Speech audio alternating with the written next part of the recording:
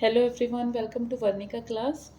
9th class का हमारा gravitation chapter चल रहा है, जो कि हमने कहाँ तक किया था लास्ट लेक्चर में कि एक बॉडी का जो वेट होता है ना मून पे, वो अर्थ का कितने टाइम्स होता है, 1/6 टाइम्स होता है ना। ये हमने थ्योरम प्रूव कर ली थी।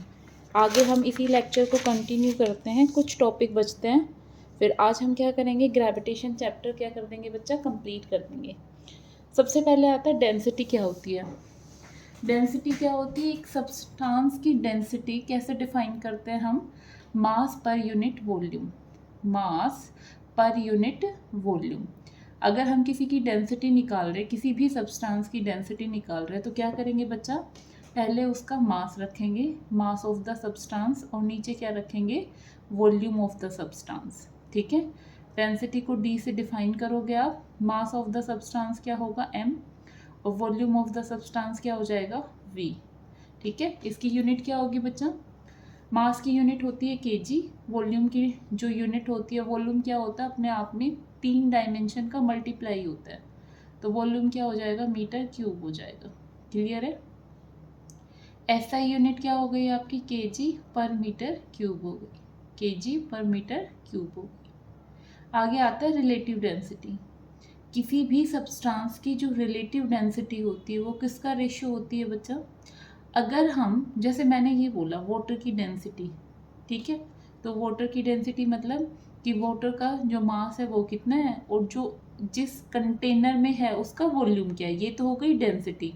लेकिन मैंने वाटर की डेंसिटी ना बोल के, सॉरी वाटर नहीं, आप और किसी की ले लो, मरकरी की डेंसिटी ले लो, मरकरी की डेंसिटी बोलेंगे तो मरकरी का मास लिखेंगे और उसका जिस कंटेनर में है वो उसका वॉल्यूम लिखेंगे। लेकिन मैंने मरकरी की डेंसिटी ना बोल के ये बोला है रिलेटिव डेंसिटी। तो रिलेटिव डेंसिटी ये है मतलब बच्चा कि ऊपर तो मरकरी की वो है डेंसिटी, और नीचे क्या है, वाटर डेंसिटी है। क्लियर हुआ ना। अगर हम किसी सब्सटेंस की डेंसिटी को किससे भाग कर दें, वाटर डेंसिटी से भाग दे दे, किसी सब्सटेंस की डेंसिटी को किससे भाग दे दे, वाटर डेंसिटी से भाग दे दे, तो वो क्या कहलाएगा, रिलेटिव डेंसिटी कहलाएगा। ठीक है, और जो वाटर की डेंसिटी है वो भी कितने पे होगी बेटा, 4 डिग्री सेल्सियस पे होगी। ठीक है, जो रिलेटिव डेंसिटी होती है वाटर की वो क्या अज्यूम की गई है, अराउंड 1 के आसपास है। आगे कहता है कि अगर कोई ये कहता है कि गोल्ड की रिलेटिव डेंसिटी 9.3 है, तो इससे आप क्या समझते हो। अभी तो इसने गोल्ड मेंशन कर दिया, अगर गोल्ड मेंशन कर दिया ना बेटा, और क्या मेंशन किया है इसका, रिलेटिव डेंसिटी, तो अभी हमने क्या पढ़ा था ऊपर कि किसी भी सब्सटेंस की डेंसिटी ना बोल के उसको रिलेटिव डेंसिटी बोला जाता है। मतलब ऊपर तो उसकी क्या आ जाएगी, जो डेंसिटी गिवन है वो, और नीचे उसको किससे भाग दे देंगे बेटा, density of water at 4 degree Celsius, ये फिक्स रहेगा। अगर रिलेटिव डेंसिटी आपको बोला जा रहा है ना, तो जो नीचे ये चीज़ है ना, density of water at 4 degree centigrade, density of water at 4 degree centigrade, ये फिक्स रहेगा अगर आपको कोई रिलेटिव डेंसिटी बोलता है तो। क्लियर है। तो अगर कोई आपसे ये कहता है कि गोल्ड की रिलेटिव डेंसिटी 19.3 है, तो इसका मतलब क्या है कि gold has 19.3 times the density of water of the same volume. Clear है ना, ये चीज। आगे आता है हमारे पास रिलेटिव डेंसिटी की कोई भी यूनिट नहीं होती। इसका रीजन आपको पता चल गया, ऊपर भी डेंसिटी है सब्सटेंस की, और नीचे किसकी डेंसिटी है, वाटर की डेंसिटी है। तो डेंसिटी की जो यूनिट होगी और ऊपर जो डेंसिटी की यूनिट होगी, उससे क्या हो जाएगा, वो कैंसिल हो जाएगा, उससे क्या हो जाएगा, वो कैंसिल हो जाएगा। तो रिलेटिव डेंसिटी की इसी वजह से कोई भी यूनिट नहीं होती। क्लियर है ना बच्चा। रीजन भी दिया हुआ है, because it is the ratio of 2 identical quantity. Identical quantity मतलब एक जैसी क्वांटिटी, ऊपर भी डेंसिटी का ही वो लिखा हुआ है और डिनोमिनेटर भी डेंसिटी लिखी हुई है। क्लियर है। आगे आता है थ्रस्ट एंड प्रेशर। थ्रस्ट क्या होता है बेटा, किसी भी एक सरफेस पे, किसी भी एक सरफेस पे अगर कोई फोर्स परपेंडिकुलर लग रहा है, अगर कोई फोर्स परपेंडिकुलर एक्ट कर रहा है, तो वो क्या कहलाता है, थ्रस्ट कहलाता है। और फोर्स क्या कोई भी हो, फोर्स की जो यूनिट होगी वो न्यूटन ही रहेगी। वो क्या रहेगी बेटा, न्यूटन ही रहेगी। ठीक है, आगे आता है प्रेशर। प्रेशर क्या होता है बेटा, अगर कोई एक फोर्स किसी सरफेस पे यूनिट एरिया से ऑपरेट कर रहा है, यूनिट एरिया से ऑपरेट कर रहा है, तो उस फोर्स को क्या बोलेंगे हम, प्रेशर बोलेंगे। दोनों में माइनर सा डिफरेंस है। अगर कोई फोर्स किसी सरफेस पे परपेंडिकुलर एक्ट कर रहा है ना, अगर कोई फोर्स किसी सरफेस पे परपेंडिकुलरली एक्ट कर रहा है तो कहेंगे हम उसको फोर्स, तो हम उसको कहेंगे थ्रस्ट।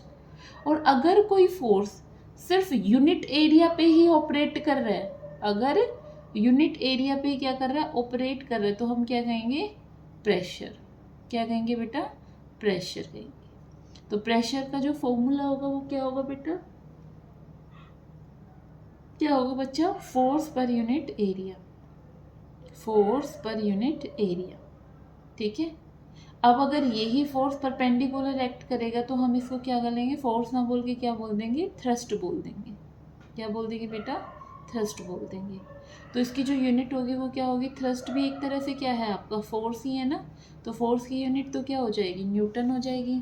और एरिया की यूनिट क्या हो जाएगी, मीटर स्क्वायर हो जाएगी। क्या हो जाएगी, मीटर स्क्वायर। और न्यूटन मीटर स्क्वायर को क्या बोला जाता है बेटा, पास्कल बोला जाता है। इसको पीए से भी डिनोट किया जाता है। किससे डिनोट किया जाता है, पीए से। फिर से सुनो बेटा, छोटी छोटी डिफरेंस है, छोटी छोटी डेफिनेशन है। थ्रस्ट वो होता है अगर किसी सरफेस पे, जैसे मेरे पास ये सरफेस है, अगर मैं इस पे इस तरह से प्रेशर लगा रही हूँ परपेंडिकुलर, तो मैं क्या कहूँगी कि क्या लग रहा है बेटा, इस पे थ्रस्ट लग रहा है। क्या लग रहा है बेटा, थ्रस्ट लग रहा है। और थ्रस्ट की यूनिट क्या हो जाएगी बेटा, न्यूटन हो जाएगी। ठीक है, आगे क्या आता है आपका, प्रेशर आता है।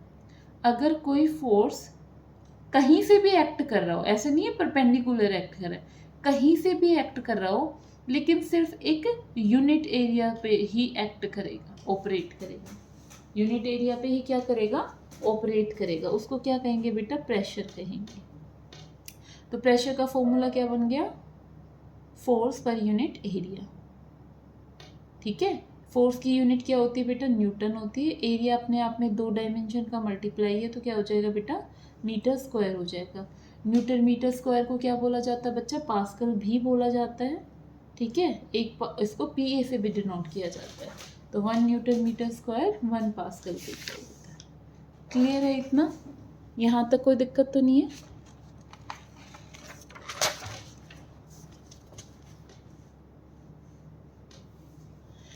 आगे आता है हमारे पास बायोन फोर्स आता है। ये क्या होता है बेटा, एक अपवर्ड फोर्स होता है। ये क्या होता है हमारे पास, एक अपवर्ड फोर्स होता है, जो कि ऑब्जेक्ट पे एग्जर्ट कब होता है, जब हम उस ऑब्जेक्ट को कहाँ पे इमर्स करें, किसी भी एक लिक्विड में इमर्स करें। ठीक है, क्लियर है ना। बायोन फोर्स फिर से देखो हमारे पास क्या है, कंटेनर है जिसमें पानी भरा हुआ है, जिसमें क्या भरा हुआ है बेटा, पानी भरा हुआ है। ठीक है, अब चलो पानी छोड़ो, आप स्विमिंग पूल में गए होंगे, है ना, वाटर पार्क में गए होंगे। तो जब आप पानी में जाते हो तो क्या होता है, पानी आपके ऊपर एक फोर्स लगाता है। पानी आपके ऊपर क्या लगाता है बेटा, एक फोर्स लगाता है।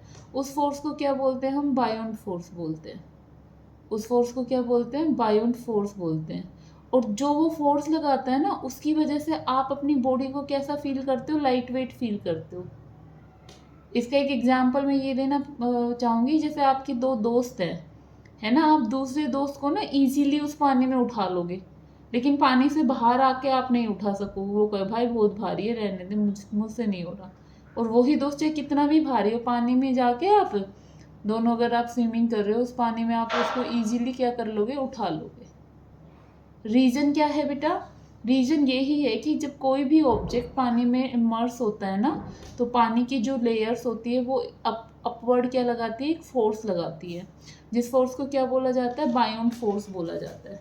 और उसी वजह से क्या होता है, जो वो ऑब्जेक्ट होता है ना, उसका वेट क्या होता है, कम दिखाई देता है, कम अपीयर होता है, हल्का लगने लगता है वो, ठीक है। बायोन्सी क्या होती है बेटा? लिक्विड की जो ये टेंडेंसी है ना कि एक अपवर्ड फोर्स लगाना है, अगर किसी भी ऑब्जेक्ट को हम पानी में रखेंगे तो उसकी जो ये टेंडेंसी है ना कि उसके ऊपर क्या लगाना है, एक फोर्स लगाना है, जिसकी वजह से क्या करेगा, या तो वो फ्लोट करेगा या वो राइज करेगा। इसी टेंडेंसी को क्या बोला जाता है? बायोन्सी बोला जाता है। क्या बोला जाता है बेटा? बायोन्सी बोला जाता है। क्लियर है? अब आगे आता है, आपको ये नोट करके लिखना है कि when the density of liquid exceed the density of body material, तो क्या होगा तुम्हारा? बॉडी क्या करने लग जाएगी? फ्लोट करने लग जाएगी। मतलब क्या है? देखो, आप बॉल को क्या करोगे? बॉल को जब पानी में रखोगे तो बॉल क्या करने लग जाएगी? फ्लोट करने लग जाएगी। किस बॉल को? प्लास्टिक की बॉल को रखोगे। लेकिन वहीं पे क्या करोगे आप? किसी आयरन की बॉल को रख दो तो वो क्या कर जाएगी? सिंक कर जाएगी। तो इसका रीज़न क्या है? इसका रीज़न क्या है कि अगर लिक्विड की डेंसिटी ज़्यादा है, अगर लिक्विड की डेंसिटी ज़्यादा है, किससे? जो भी ऑब्जेक्ट हमने उसमें इमर्स किया है ना, उससे, तो क्या होगा? बॉडी क्या करेगी? फ्लोट करेगी। और जहाँ पे ऑब्जेक्ट की डेंसिटी ज़्यादा हुई, जहाँ पे ऑब्जेक्ट की डेंसिटी ज़्यादा हुई, तो वहाँ पे वो क्या कर जाएगा? सिंक कर जाएगा। क्लियर है ना? इसका एक एग्जाम्पल भी है बेटा, देखो ये रहा। When an iron nail and a cork of equal masses are place in water, आपके पास एक आयरन नेल है और एक कोर्क है, दोनों का मास इक्वल है, बट जो आयरन का नेल है ना वो तो सिंक करता है ना? क्यों करता है? अभी क्या रीजन बताया बेटा? क्योंकि आयरन है ना, आयरन, आयरन की जो डेंसिटी है वो वाटर से क्या है बेटा? ज़्यादा है। लेकिन जो कोर्क है उसकी डेंसिटी वाटर से क्या है? कम है। तो जिस मटेरियल की डेंसिटी वाटर से, जो भी लिक्विड है, हम अभी वाटर की बात कर रहे हैं, कोर्क की जो डेंसिटी होती है वो लिक्विड से क्या होती है बेटा? कम होती है, इस वजह से वो फ्लोट करता है। लेकिन जो आयरन नेल की डेंसिटी है ना वो वाटर से क्या है बेटा? ज़्यादा है, इस वजह से वो क्या कर जाता है? सिंक कर जाता है। क्लियर है? फिर से देखो बेटा, बायोन्ट फोर्स होता है कि एक अपवर्ड फोर्स लगता है जब किसी भी ऑब्जेक्ट, देखो लिक्विड है हमारे पास, लिक्विड में हमने किसी भी ऑब्जेक्ट को क्या किया बेटा? इमर्स किया, तो एक अपवर्ड फोर्स लगता है, उसी फोर्स को क्या कहते हैं हम? बायोन्ट फोर्स कहते हैं। और यही रीज़न है जब हम किसी भी लिक्विड में जा रहे हैं तो हमें अपनी बॉडी का वेट क्या दिखाई देता है? कम दिखाई देता है, क्योंकि वो पानी की लेयर क्या कर देती है? ऊपर एक फोर्स लगा देती है, अपवर्ड फोर्स। इसको तो कहते हैं बेटा बायोन्ट फोर्स। और बायोन्सी क्या हो जाएगी कि लिक्विड की एक टेंडेंसी है कि वो अपवर्ड फोर्स लगाएगी, जिसकी वजह से या तो वो ऑब्जेक्ट फ्लोट करेगा या वो सिंक करेगा। लिक्विड की इसी टेंडेंसी को क्या कहा जाता है? बायोन्सी कहा जाता है। अब कौन सी चीज़ फ्लोट करेगी, कौन सी सिंक करेगी, ये इस बात पे डिपेंड करती है, जिस भी ऑब्जेक्ट, जिस भी मटेरियल की डेंसिटी ज़्यादा पानी से, जिस भी मटेरियल की डेंसिटी पानी की डेंसिटी से ज़्यादा होगी वो तो कर जाएगा सिंक। और अगर मटेरियल की डेंसिटी कम है, किससे? पानी की डेंसिटी से, तो वो क्या करेगा बेटा? फ्लोट करेगा। क्लियर है? अब आपको ये बेसिक अगर पता चल गया तो कैसा भी क्वेश्चन आएगा आपको रीजन पता है, आप आंसर कर पाओगे। इस चैप्टर का जो लास्ट टॉपिक है वो बचता है बेटा हमारे पास, जो कि क्या है? Archimedes principal. ठीक है? आर्किमिडीज प्रिंसिपल क्या कहता है बेटा? अगर आप एक बॉडी को या तो आधा या पूरा इमर्स करते हो किसी भी फ्लूइड में, तो अभी हमने क्या पढ़ा था? अगर हम लिक्विड में किसी भी चीज़ को इमर्स करेंगे तो वो एक अपवर्ड फोर्स लगाता है ना? तो वो किसके इक्वल होगा बेटा? जो लिक्विड, जैसे देखो मेरे पास एक कंटेनर है, ठीक है? कंटेनर में मैंने क्या डाल दी बेटा? वो कंटेनर पूरा भरा हुआ है, ठीक है? तो जब वो कंटेनर पूरा भरा हुआ है ना बच्चा, तो उसका मान लो उस लिक्विड का जो वजन है वो कितना हो गया तुम्हारे पास? उस पूरे कंटेनर का वजन हो गया आपके पास 5 kg, ठीक है? क्लियर है? अब जैसे ही मैंने उसमें क्या डाला, एक बॉल डाली, तो वो कंटेनर तो ऊपर तक भरा है, अगर मैंने बॉल डाली तो कुछ पानी निकल के क्या हो जाएगा, बाहर गिर जाएगा, कुछ पानी निकल के क्या हो जाएगा, बाहर गिर जाएगा, है ना। तो बॉल में उतना ही क्या होगा, आपका वेट होगा।